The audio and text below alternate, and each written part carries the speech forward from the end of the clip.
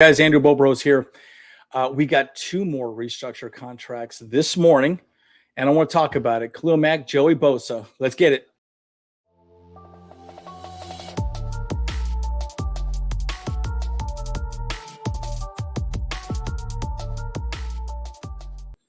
All right, guys. So the plan is coming together, if you will, right? I know it was a little bit eerie. Me and my brothers, the other Bolt Bros, right, James and Kyle, we were discussing like how there's no news. We're not seeing any free agent conversations. What's going on? We're 20 million over the cap.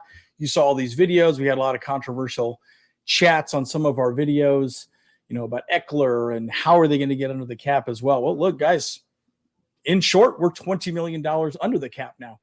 So it's really interesting. You see people like Pat McAfee talk about the cap. Look, it's robbing Peter to pay Paul. You're moving dollars in, moving dollars out to the upcoming years, right? So that's really what we're seeing here today. But let's get into it. Let's talk a little bit about Khalil Mack and Joey Bosa because they're the next folks to restructure their contracts. So pretty cool, interesting things here, right? So all right, so Chargers have saved $40 million in cap space with rework deals. Now we already did a video on Keenan Allen, Mike Williams, right? So we know that saved roughly 20 million. Well, it wasn't 20 million. I think it was like 13 or 14. So I think we had like 6 million in cap to play with. But now 40 million in cap space. Mack and Bosa are getting paid tons of money, which is really awesome. So, it's good to see. Again, Chargers went into the offseason to a little over 20 million over the cap, right? And again, you can make arguments all day. Well, the cap this, cap that. But look, it does matter that you have to be under the cap, right? Because you start getting fines, it starts becoming very expensive for the organization. So you have to restructure these contracts. So clearly the front office, Tom Telesco, already had a game plan in mind. He didn't really talk about it. It's really interesting how it all played out. And it was interesting how Allen and Williams were announced, and then Bosa and Khalil Mack were announced right after that, which I thought was kind of funny that they're doing them in tandems. So it'll be interesting. I got a couple of other theories, other thoughts of other things we might see here moving forward. But this article is actually the best. I read, I think, 3 or 4 different articles. I think this one is the best one that outlines kind of, what happened and why this happened moving forward. So pretty interesting. Again, we already know about Keenan Allen, Mike Williams, but Joey Bosa, Khalil Mack. Now, again, combined over 40 million in salary cap.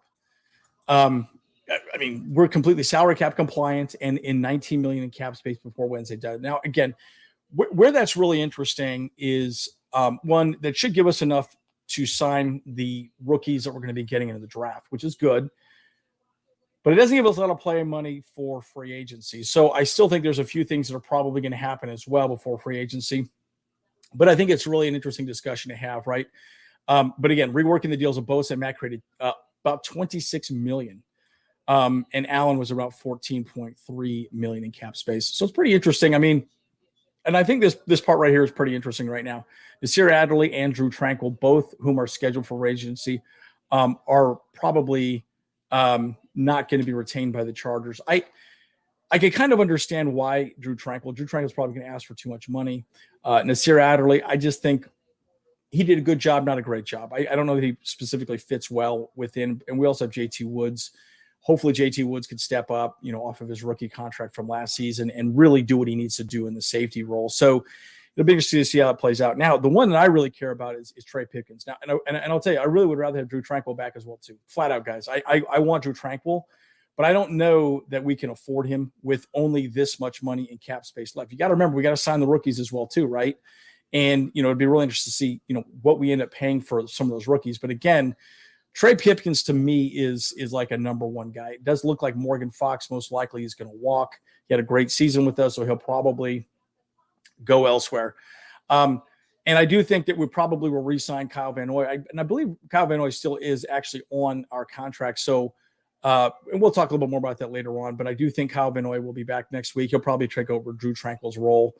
And let's just knock on wood that Khalil Mack and Joey Bosa can both be on the field at the same time. It'll be really good to see that happen. And look, again, I said this on our last video when Allen and Williams were re-signed. Guys, this just goes to show you that the players on this team are committed, right? When they're willing to do things like this and restructure contracts, they're kind of taking one for the team, right? And Khalil Mack, at one point, I think he was scheduled to make almost $30 million this next year, right? So it's like, oh my God. Now, again, when you say reworking of deals, right? Well, what does that really mean, right? I'm sure he's probably getting a signing bonus. There's probably money coming in now. They're probably pulling money from next season. How that gets restructured, who knows? They're not taking a pay cut. They're just getting money in a different way than they previously had agreed to. So, again, it's pretty interesting, discussion, right? Again, it's really interesting to see because, again, the Chargers are looking to sign a huge deal with Justin Herbert. I think the last, who's the guy?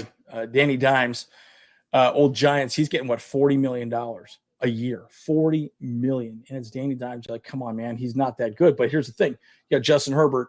We're talking $50 million a year. So, that's a lot of money, guys. That's a lot of money to pay to one person, right? So, there's a lot to be said about that. There's a lot to be discussed around that, and where it's going, moving forward. But again, good to discuss, where we're at. So let's go on Sports Track, check that out, and we'll get out and enjoy the rest of our Saturday, guys. But let me show you the Sport Track numbers. All right, so this is where we sit now. Okay, so right now, J.C. Jackson is our number one player. I actually think that they may restructure his contract as well, too. Now, I say that a little bit tongue-in-cheek because there's a lot of people that let me put it this way. I don't know if you saw on his social media, he was erasing a lot of the Charger pictures, everything he had on the Chargers, he completely just got rid of, right? So you have to wonder where that goes with J.C. Jackson. We all know he had a season-ending injury. He's probably not happy. Very curious to see what happens with J.C. Jackson. I think, we want him to be happy. We'd love to have him here, but again, this huge cap hit, no matter what. He's our number one paid player at the moment. He's been on the field all of 2 games. So very curious to see what happens with J.C. Jackson moving forward. So anyways, that's neither here nor there. So let's just kind of talk a little bit about adjusted salary cap. We're looking at $226 million active contracts, a total of $209 million dead cap. Doesn't really matter. Rollover from 2022, total $209 million, right? So we have an estimated cap space of around 17 to 19 million, kind of depending on, performances and so on and so forth. But the good news about that is that does give us an opportunity to potentially sign some players, right? Again, we are talking about Trey Pipkins is a big one. Again, I'd love to see Drew Tranquill back. Linebackers aren't getting paid a whole lot of money nowadays, guys. They're just not, right? Because, especially middle linebackers, your K9s, your Drew Tranquills are just not getting, it's not a huge amount of money. So it could be interesting to see how that plays out, moving forward, with some of these signings in free agency. I could see us potentially going after, was it that guy from the Vikings, Hendricks? He could be someone that we could go after. But again, and I already alluded to some of the moves that I think could potentially happen here. So let's just go through the list again, and I'll give you kind of some of my predictions on who I think we may adjust now, but then also maybe we go after as well. We got some videos probably going to talk about quite a bit on our lives on Sunday. We do have a special guest, I believe, coming. Still trying to solidify that as well, but definitely tune into our live on Sunday. So I already talked a little bit about J.C. Jackson. J.C. Jackson, in my opinion, something has to happen with him. Again, I bring him up again for a second time because I just really asked the question, and I want to ask you, everyone listening to this, do you think J.C. Jackson will even deal with a restructure? Again, part of why I think Mack, Williams, Bosa, and Allen did this is because they're team players. J.C. Jackson's not invested in this team. Makes me sad because I think he's a very good cornerback, but at the end of the day, he hasn't played with these guys, right? He is not invested really at all. And so I don't know that he's going to restructure his contract. I really don't. But we'll see. We'll see what happens. I mean, I think bottom line he should, but again, who knows, right? I think that that's a huge base salary, guys. $12 million. That is a crazy base salary. Corey Linsley, crazy base salary. I wouldn't be surprised if Corey Linsley got restructured as well too. That would not surprise me. That is gigantic base salary. Austin Johnson, little bit ridiculous. I could see that happening as well. I think Mike Davis, after the season he had last year, pay this man his money, right? Because who knows what's going to happen with JC Jackson. I mean, I'm starting to get this impression of him that he's, I don't want to call him a bust, but at the end of the day, I just, again, I don't know where he's going to go with this team. I just, everything I've seen thus far, I don't feel comfortable with him. Lindsley, I think, is amazing. Sebastian Joseph Day, I mean, he's done great with us. Super exciting. Now the other person I think still could get let go is Matt Filer. I don't know that they're going to keep him. I mean, that's a lot of money. If we don't restructure JC Jackson, maybe Corey Lindsley, and maybe Austin Johnson, then I think definitely we're probably going to lose our Matt Filer here. Just because they need money left over, right? We would like to probably go out and get maybe another lineman for depth. And we're losing people like Will Clapp, all these other guys, right? They're people that are going to be gone, right? Again, yes, we have $19 million to play with. But again, you got to sign you got to sign your rookies that we're going to be getting in the draft. And we want to probably bring in a few other people. I mean, I'd love to bring Drew Tranquil back, but again, will we? I don't know, right? So it's an interesting thing to discuss. And look at how little Austin Eckler is getting paid, right? That probably means with this restructuring, we'll keep Gerald Everett, we'll keep everybody here. Look, I think bottom line, we're looking good.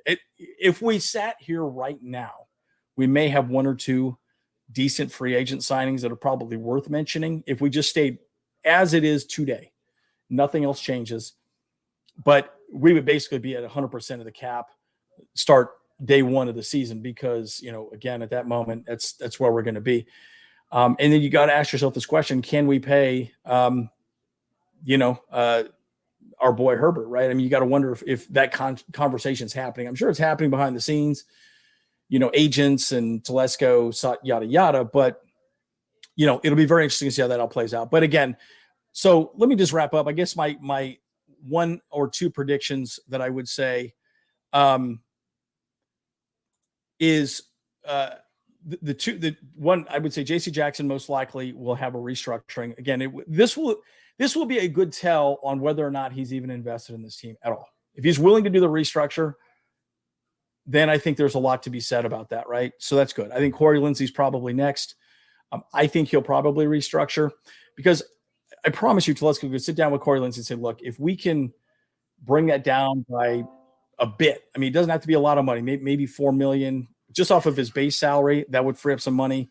And then then you could probably keep Matt Filer. You can have a very easy discussion with him and say, look, we can't really afford Matt Filer. We kind of want to let him go. I mean, his cap hits at 85 or 8.5 million. I still think they may let him go because that's a lot of money that we can free up. But if they did that, you could restructure Corey Lindsley, maybe restructure JC Jackson. I would like to see this number around 35 million if possible. And that's asking a lot. But that would give us the ability to go out and get a couple free agents, right? There's going to be some good running backs out there. There's going to be some, there's plenty of linebackers we could go after, potentially pay them less than someone like a Drew Tranquil. So I think it's very interesting. And again, I would love to see us re-sign, keep having DeAndre Carter here. We could get Carter for pretty cheap, I would think, right? Not a lot of money. And so, look, I think it's exciting, right? I think we're finally seeing, the plan come together. We're finally seeing the fact that we can get underneath the salary cap. We are already underneath the salary cap today, which is amazing.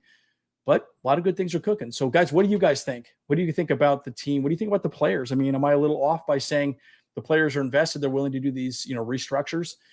Clearly, this was already in the plan and most likely discussed and, behind the scenes. That's why there wasn't a lot of news coming out about the Chargers restructuring or doing anything. So tell me what you guys think. What do you think, about these changes? And as always, Andrew Bolt Bros. See you guys in the next one.